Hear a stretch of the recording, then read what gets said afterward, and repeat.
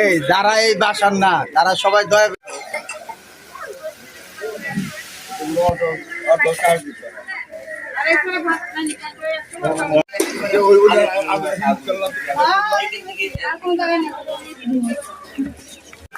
Daiki তুলতে পারেনি, এত ঘুম পাড়া বাঁচতেছে। সবারই জিনিসপাতি ছিল, কারো ঘরে জিনিসপাতি কম ছিল না, সবার ঘরে ছিল।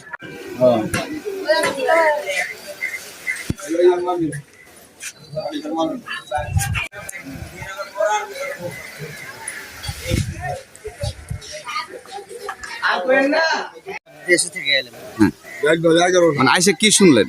এসে দেখতেছি যে এরকম অবস্থা, সব পুড়িয়ে ছাই হয়ে গেছে, কিছুই তো নাই। কতগুলো কক্ষ ছিল?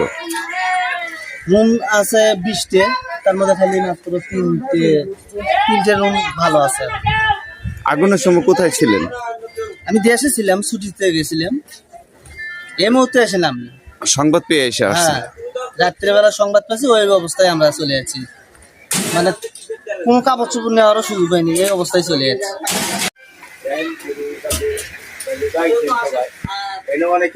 কিছু কিছু মাল সামান হয়তো কয়লা নিচে পড়ে রয়েছে, সবাই নিয়ে দিচ্ছে গেছে এনে।